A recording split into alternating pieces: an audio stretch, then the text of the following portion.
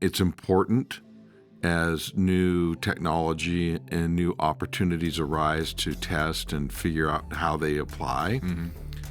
But it's more important to go back and making sure you're really focused on consistently executing the fundamentals well. Welcome to Cause and Effect, a podcast brought to you by the Dunham Podcast Network. Here, we will provide a fresh voice that breaks down the most recent leadership lessons, fundraising trends, and the ups and downs within the nonprofit industry. And our goal? Increasing your effectiveness for more impact. Welcome to this episode of the Cause and Effect Podcast. I'm Trent Dunham, President and CEO of Dunham+Company. Today I have the founder and chairman of Dunham+Company with me. Rick Dunham. Rick, we were talking before this podcast, like what do we need to really emphasize with our audience today? And I think 2024, 2025 have both been, I don't know what, arduous is maybe too intense of a word. A bit turbulent when it comes to fundraising. So we were talking about like, what do you do as a leader in an organization, of a team, of the organization itself, of a fundraising development team or marketing communications team? What do you do when fundraising, when the waters get choppy? So that is our topic. There's only 2 weeks really left in the year for 2025 now as we drop this podcast. So we're not really talking about what to do here at year end. I mean, that ship has kind of sailed. But whether as we enter in 26, as we finish up 25, there may be some anxiety or anxiousness about how I'm finishing the year financially as an organization, trepidation about what is 26 going to look like. We're going to have some info for you from a research perspective on that coming in later later January in 2026. But for now, what are first principles is the term I think you used to say, how do we navigate turbulent waters when it comes to fundraising? So I'm going to just start. The first thing that comes to mind when you are providing counsel to an organization or a leader when they are experiencing rougher seasons of fundraising, harder, more arduous seasons of fundraising. Yeah, I go back to the football analogy of Vince Lombardi, who would take his team out at the beginning of the practice season, hold up a football and say, gentlemen, this is a football. Now, you got to remember, these guys have played high school, college sport, football, pros, the best. And he'd literally walk them around the field and talk about this is an out-of-bounds line, this is the end zone, this is what you're trying. And his whole point was the best team is the one who executes the fundamentals consistently well. And I think you see that played out over and over again in sports, but it's also true in life. So one of the things is it's important as new technology and new opportunities arise to test and figure out how they apply. But it's more important to go back and making sure you're really focused on consistently executing the fundamentals well. And what are some of those? Well, I would start with you have to be donor-centric. The moment you get org-centric in your language, you lose interest of the donor. And we've internally here really been doubling down on that a lot lately in terms of ensuring that the donor understands what they make possible and what they own as a result of their support of an organization. So I think people misunderstand it when we say this, making donor the hero. God obviously is at work, but he's working through the support of these of these donors into the organizations. And frankly, organizations without that funding would not be able to do what they do. So it's really making sure, I would say, I'd start with making sure that you're keeping the donor front and center and making sure they're understanding their value to the organization and what they make possible as a result of their support. Yeah, so communication that is donor-centric, not org-centric, less we language, more you language, just to kind of baseline it.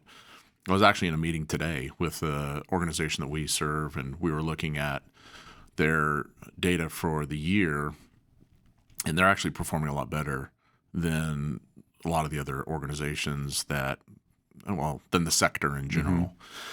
And one of the leader's questions to me was like, why do you think that is? And I said, well, we've been running the play over and over and over, the fundamentals really well for such a long time that we're in a position to take advantage of that now because of some of the situations that we've been presented from a growth, bigger footprint, different things like that. Some really cool opportunities the ministry has stepped into. And so I asked the follow-up question, like, what do you think you'd like to start up from nothing right now? She's like, well, I don't even want to think about it. And I think to your point is like much harder to start from scratch and build a donor base right now. But if you'd had that donor base, you've done a great job at retention. You've been really intentional with telling the story well and effectively making the donor the hero, really showing on a consistent basis the outcomes from the ministry in ways that resonate with the audience that you're speaking to. You bear the fruit of that in times that become more choppy. And I think that's really been their particular story. And as a result, to your point, some of the encouragement to just stay at it. Like, should you wholesale change your strategy because you have a couple of down months or even a down year? Probably not. I mean, there's a chance your strategy is wrong or that, but the more likely there's some tweaks or testing that you can do along the way, but to really maintain a consistent communication strategy. So that's, I think, probably preeminent. Yep. Well, and you said it just a moment ago, and that you mentioned retention. And that's another one of the fundamentals, is that your entire program should be driven by the importance of retention. Because, in fact, I had this conversation with a gentleman today, one of our clients, just about retention and playing the long game go hand in hand. Yeah. In that you're not going to get the donor's greatest value to you is not going to be in their first year of support. It's Right. going to be in that third and fourth and fifth year. Yeah. So then that begs the question, and it goes back to the fundamentals. What am I doing to retain that donor? How do they feel appreciated for what they're making possible? Do they hear the stories of what they're making possible? Are you finding ways to do what we would call variable reinforcement along the way, where you're just kind of showing up unannounced in a way that shows the donor that you're thinking about them? So keeping retention at the forefront of all of your strategies to make sure that the donor that you have today, you'll have 3 or 4 years from now. Yeah. A donor retained is far more valuable than a new donor acquired. Yeah, absolutely. Far more cost effective. Yeah. Well, we modeled it in our data. We showed that for every year you retain a donor, they give you more money. And the average increase over that 5-year period is around 40% of they increase their support by about 40%. pretty significant. Yep. Yeah. One of the things that we've seen over the past 2 years in particular, maybe last year in particular, to a significant degree is donors down, dollars up. So it's a quick way to say, generally speaking, organizations are maybe experiencing flat or increased revenue, but it's coming from far fewer donors. You know, that could present itself as turbulent waters. Mm-hmm. So I think the case in the general marketplace is worse for dollars up, donors down. And a lot of it has to do with organizations focusing primarily on major gift development as opposed to building a broad base of support. Mm-hmm. I think we have cases in the Dunham+Company clientele that where the donor file continues to grow, maybe not as rapidly. Yeah. It might be slower going. But this is where retention comes down to everything, because if your donor file is staying relatively flat, your dollars will go up if that flatness is retention. Because I think you mentioned it earlier. Imagine trying to start a nonprofit today. It's just really hard. And getting donors to engage, getting potential donors to engage, extremely difficult. And I just think if you stay focused on the fundamentals, you should beat the industry average consistently in terms of the donor file growth and maintenance. Yeah. And that's obviously probably priority number one. When it comes to turbulent times, a lot of times the question will circle around budget. Like, what do I do with budget? Should I redistribute the budget a certain way? Should we cut the budget based on our income? How long does that last? all those kind of questions surface. As you provide counsel to leaders of organizations, what's some of the advice you're giving and the rationale behind it? Yeah. So one of the worst things a leader could do is across the board cuts, because it says that everything you're doing is of equal value. And that obviously is not true, Right. nor is it strategic. So early in my career, I was working in an organization where the president said, okay, I need a 15% cut across the board. Yes. So I delivered my 15% cut, got a call from the president, goes, I see your cut here, but I see that you also dropped revenue. And I go, yeah, because that revenue is dependent on me spending the money I had to cut. And he goes, but the revenue is more than I know, because there's a return on investment with that expenditure. Bottom line, the light came on for him and he understood you can't cut your way to growth in marketing or fundraising. So what I would do is be very careful. I would be very precise in terms of where I cut so that I don't undermine the very thing that needs to be invested in order to generate the revenue I really need. Yeah. So per the previous conversation, are you investing those dollars, prioritizing retention and then acquisition? How are you? I'd always prioritize retention and reactivation of donors. We know for a fact that a reactivated donor is more valuable than a newly acquired donor. So in order, my mind is retaining donors, making sure I'm investing properly in that, harvesting as many reactivated donors as I possibly can, and then I would invest in acquisition. Yeah. And I think those are important conversations to have. Like, what is the reduction in expense look like in some of those areas? You may have other programmatic things that can be cut.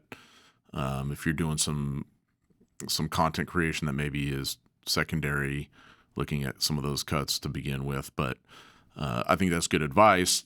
To your point, it's kind of like a bird in a hand, right? But it's not just that their lifetime value grows, but you made the comment earlier that I think is really important to remember, and why focus on retention is because every single year that they give, they become more, that giving increases. And your most likely donor to give you an estate gift is one that's supported you longer.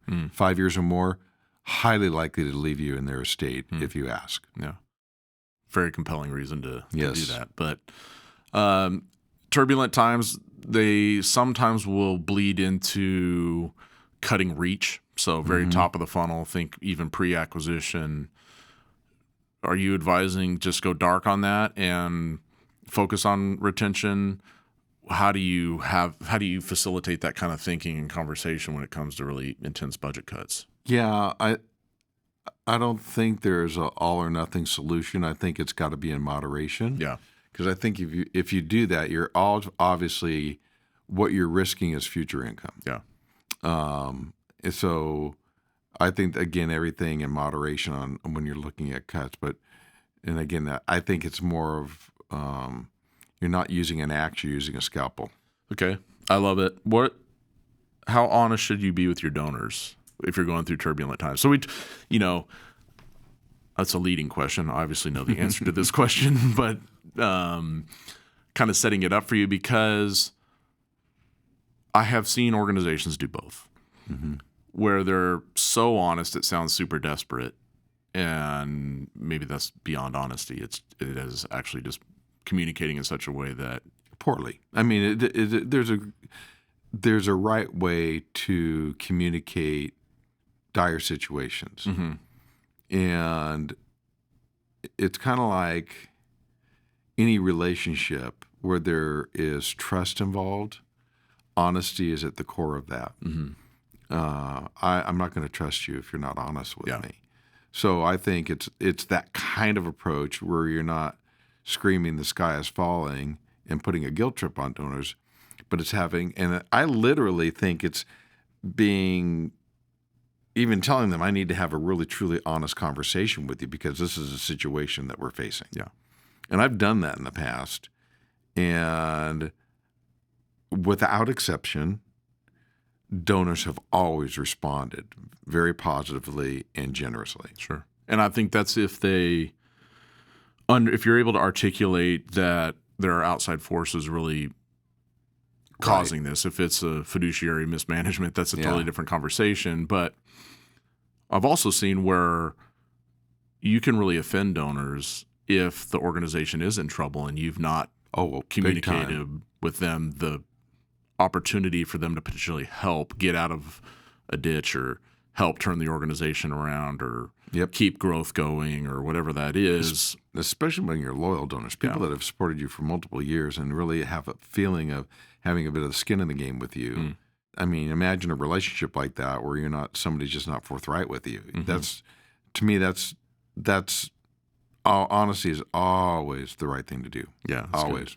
And I like what you said at the beginning of that particular point, which is it is in the way that you present that information. I mean, you can be honest and true and clear without coming across as desperate or alarmist at the same time. There's a winsome way to present that information, and you're inviting them into that conversation and into the reality of that situation. I also would say that going along with this is another fundamental that people can stray from is forgetting that people support the why, not the what. So making sure your messaging is on point in terms of the why of the organization, of what they're helping accomplish. And if you haven't spent time working that through, then now's the time to be doing that. Yeah, that's good. That's good. Emphasizing the why we do what we do. It will differentiate you from those organizations that really speak to the what. Yep. Yeah, and I think that share of heart is what really matters in times when donors are making a decision between Ministry X and Y to give to. Yep. And when they have to make a choice because maybe they have less discretionary income or market forces are forcing them to spend less money in general or I just think the protracted impact of inflation along with uncertainty around the economy always affects donor psyche. And we've seen this in our research for years, that they, as an individual donor, may not be in trouble, but because they're concerned, then they may still support you, but they'll be a bit more cautious in it. Yeah. A lot of the things we've talked about so far in this conversation really harken back to the calm general in the middle of bullets flying. It's the image I conjure up throughout each of these points, which is you're not allowing the circumstances that are swirling around you to dictate the way in which you're strategically responding to what's happening within the organization and how we need to execute, keeping the main thing, sticking with the fundamentals, repeating the things that we know work, putting the donor first. And I think that requires a response organization to ensure your resource deployment aligns with those values. So if you've articulated those values and you look at the way that you're deploying your people, you're deploying your finances, your infrastructure even, like, is it positioned in such a way that actually supports that as being the priority? And if not, you've got to answer the question, how does a redeployment of even some of our people in a season need, like, do we take people who do one function and put them on the phone to do a thank you call campaign to all of the donors in a season where we know, like, hey, we need to be really proactive in our communication with our donors? I really appreciate you saying that, because organizations over time, some things can become a bit of a sacred cow. And I think in times of challenge, do you have the courage to slaughter the sacred cow that no longer is bringing the value that it should? Yeah. And you and I have both been around organizations where they've protected that and to their own detriment. That's right. That's right. I think a good charge to a leader is to say in seasons where things get turbulent, like, are you willing to ensure that the deployment of those things is reflective of the values you've expressed and the way that you know your donors, you just know your donors are going to respond to, and not being so committed to what has been that you forsake what could be. That's good. So I think, there's a lot of things that happen in turbulent times that are out of our control. They're completely out of our control. And like we've talked about a lot in the podcast previously, which is inflation is an example you just gave. It could be larger economic forces, just a downturn in the market in general. It could be, a lot of those specific things, high interest rates, that giving typically follows patterns in the stock market. So when there's a decline in the stock market, we know that there's going to be a decline in giving. There's a lot of things that come to that. We've even talked about some like underlying principles or reasons for why current turbulent giving environment might exist. Attendance at religious services, participation in philanthropy of any kind by people is declining noticeably over the last 20 years plus. So all those things, just like they go into the soup that makes the environment in which things can get choppy. And I would say over the last year, 18 to 24 months have been choppy. Like I don't want to steal some of the things that we're actually right now analyzing. I say we, and that's a collectively we because I'm not analyzing them at all. You are. Yep. But that we're going to talk about in January. So in some ways, this is a tease to tune back in at the end of January when we kind of go through some of that data to help you get insight into how are donors anticipating their participation in 2026 taking place. What are they thinking? How are they thinking about philanthropy in general? What's the likelihood they're going to engage with charitable causes like the ones that you lead? And so we will get to that information here in about a month. But we wanted to take this time right now just to set kind of like a foundation for how leaders should process harder times. We're dropping this in mid-December with an anticipation that in a few weeks you're closing your books as an organization. And what may come of that time, could it be awesome? Yes, it could be very awesome. Could be a really great end of the year. And I'm pretty bullish on the next 2 weeks. I am too. But if it ends up being choppy and you walk into January and things are choppy, we wanted to kind of seed some of these principles in your mind to reflect back on if those are some of the waters that you find yourself in the early part of 2026. So Rick, thanks for joining us today. I know it was a briefer conversation, but I think really one that we hope equips you to how to think about how to drive your organization forward no matter the season you find yourself in. So thanks for joining us this week, and join us again next time on Cause and Effect. And thanks for listening to the Cause and Effect Podcast, a resource developed by Dunham+Company. We'll be back in 2 weeks with a new episode. In the meantime, do us a favor. If you like this content, subscribe, share us with a friend, leave us a review on your podcast provider, and follow us on Instagram and Facebook at Dunham+Company to help us spread the word. Thanks again, and join us next time as we work together towards increased effectiveness for more impact.